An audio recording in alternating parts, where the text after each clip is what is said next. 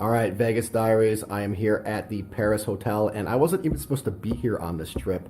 I was actually booked at Planet Hollywood, and I went to Planet Hollywood to check in, and they said we are closing. Like, they are literally shutting down the casino for the week. And that's pretty typical. I know Encore does that. I think the Palazzo does that because there isn't a lot of traffic right now, and because occupancy rates are below 50%, they literally shut down whole hotels. But where's the warning, Expedia? Like, like I pull up and they're like, yeah, we're closed. And then they just give me, Planet Hollywood just gives me like a reservation number for Paris. Like, how about just canceling the reservation in totality and letting me choose where to stay? But of course they decided to keep the money and then send me over to Paris. But fun fact, I was actually scheduled to be in this hotel in a month. So they kind of did me a favor because they at least put me in a hotel that I haven't been in before. So at least I was able to make some content. But be careful when booking with Expedia, especially during this pandemic, because this has happened to me a couple times now, where they will just advertise any hotel, whether it's open or not. This happened to me in Miami at SLS Lux. Like, SLS Lux is a residence and hotel, but the hotel portion, I think maybe even to this day, is still closed as of the making of this video. And they took my money, prepaid it, paid in full, and then the hotel was just completely shut down. And then Expedia actually tried to tell me that there are no refunds.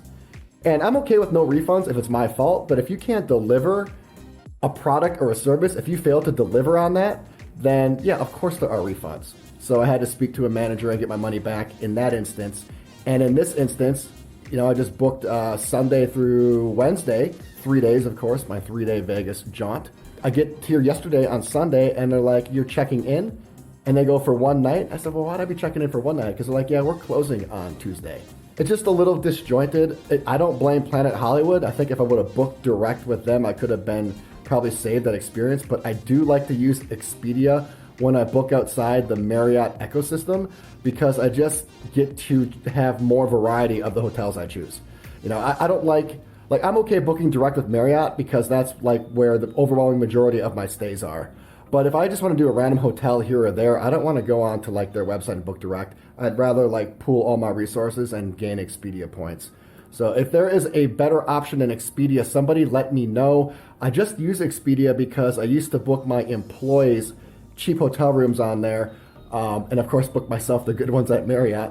But I mean, and then I just like had some points saved up, and then I used them, and now I'm in the Expedia ecosystem. But I hate Expedia.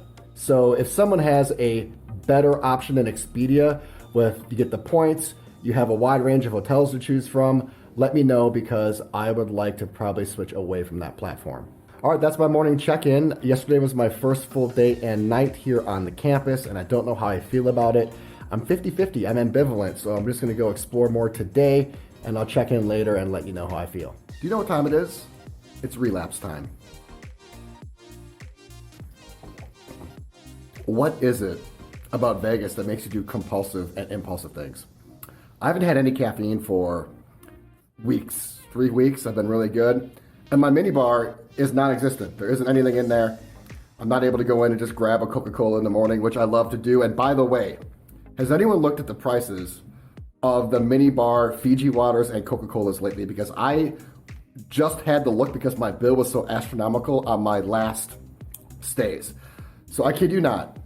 And I'm not bragging about this. In fact, I'm quite ashamed and embarrassed because it's money wasted. My mini bar bills were larger than what it cost to stay in my hotel rooms. And I'm not drinking any alcohol. I may have had a snack or two, but I definitely rated all the Coca-Colas and I rated all the Fiji waters. And I'm telling you, a few snacks, like some chips and that beef jerky at MGM and whatever, let's say 4 Coca-Colas and like 6 Fijis, or let's just say 6 and 6. My average minibar bill was like $250, maybe a little bit more. So lesson learned, bring your water, or go to CVS and buy your water, or even go downstairs and buy your water, because these waters that I bought downstairs at like the market down there, the one that's right by the elevator, every hotel has one. These were $5, which is highway robbery. It's usury, but still $5. They are $15 inside your mini bar. So talk about paying for convenience. So I will never make that mistake again because I was so mad at myself when I went home and looked at my folio. I was like, how did I have this extra $1,000 in Vegas? Minibar bill. Yeah, what is it about Vegas that makes you do impulsive and compulsive things? Is it just the way the city is designed? Is this all just one big like MK Ultra marketing ploy to get you to do crazy things? I mean, I think the answer is probably yes. I mean, who knows all of the psychological hijinks that's being deployed to make you spend your money, right? To make you go to the blackjack table, to make you order that extra steak, to make you order that extra shot of whiskey, to make you buy that extra bottle at the club, to make you do basically anything. And we all own our decisions, right? We all have personal responsibility, but it doesn't mean there aren't forces at play. And I just kind of wonder what they are. I've never really given it a thought. I knew clearly their job in Vegas is to separate us, from our money. Same way it is at Disneyland, same way it is at any theme park, but that's the job, is to separate you from your money. But this is Mecca, right, for theme parks. It's an adult theme park, and they are masters of it here, whether it's tipping valet, or I had to pay an extra $25 to check in early to my room. That's right, like normally when you check into any other hotel room and you're early, either you have to wait for that room to be ready, or you just check in because the room is ready. Here, my room was ready, they knew it, and they said you can wait, or you can pay an extra $25 to check in now, and it's only $25, so what do you think I said? I said yes. Boom, they are masters at separating you from your money. So. And really, I just wonder what's true and what's not, because I know there are psychological marketing forces being deployed to get people to do crazy stuff, to do things that they don't want to do. And I just wonder what else there is, right? Like, we've all heard rumors of them pumping air into the casinos. I don't know if that's true or not. At one time, I thought it was true. And then at another time, I thought it wasn't true, because don't you always have to pump like oxygenated air, pure air into a room to keep it clean, especially in smoky environments, and especially today during the current pandemic, all the air is hyper clean, like the cleanest it's ever been. So I don't know if that's true or not. If anyone has any insights on that, let me know. But yeah, it just, I think the powers that be definitely have secret hacks that make you do stuff you don't want to do. And I'm paying attention to it more now than ever. All right, dinner time. I got my black skull jacket on. I'm not sure if you can see it in this light. Not too many places I can wear this black skull jacket. Now, I mean, basically it's Vegas. It's too black and too dark for Miami. You definitely can't wear this anywhere in Wisconsin. I mean, maybe I could wear this somewhere in like San Diego, LA, but I don't know the next time I'm gonna be back there. I spent so much time there over the last decade trying to look onwards and upwards. All right, so evening is here. My plan is to go to Gordon Ramsay's. The steakhouse looks really, really cool. And then I'm gonna go to Alexa afterwards. Had a pretty good day today. Took 2 naps, had 2 workouts. I wish I would have said I had 2 meals because there'd be some symmetry there, but I only had 1 meal, so I'm absolutely starving. Yeah, I'm feeling good. This hotel is reminding me a little bit of Bellagio. It has a bit of a Bellagio feel to it. I think it's because it's European. The Bellagio is Italian. This is kind of Parisian. But if you've been to Europe, there's just that overarching European feel. And there's just some of that in this hotel room. I still don't know how I feel about this hotel. The jury is still out. I have now officially passed the 50% marker. So my trip at this hotel is 50% done, and I still don't know how I feel about it. But I still have 2 amazing restaurants to go to. Well, I guess they're purportedly amazing. I'll find that out soon enough. But 2 restaurants to go to and a lot more of the property to see. So I'll let you know at some point in some video at some time.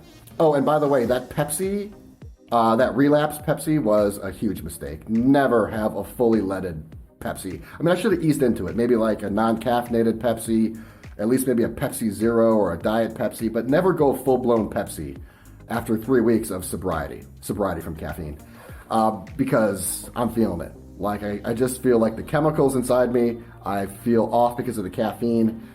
Dang you, Vegas, and what you do to like elicit compulsive and impulsive behaviors. So that was a reminder just to stay away because it wasn't worth it. And what do they say? Would the experts say what? Like the scientists behind it, where it says it takes 3 weeks to break a habit? I was there. What am I doing? I don't even like it. I think it's just like ceremonial and it's just like ritualistic, right? Like, I remember when I was on a hardcore caffeine frenzy. I'm talking, I think at my Starbucks bill one month was like $400 because I was drinking 3 triple lattes a day. So 9 shots of espresso a day. And like, I didn't even like the coffee. It was just like kind of an escape, right? Because my career at that time was really stressful, really taxing, and just kind of like breaking away and getting away at lunch or coming home from work after dinner, or, doing it first thing in the morning. I mean, I did all three of those. But each one of those is just kind of like a small little break, a small little lapse from the real world. And it was less about the caffeine and the coffee and more, I think, about the stress-free environment and the escape. So let me know what you think on that. Let me know if you have a ritual that you don't do for the actual object, but for the actual process.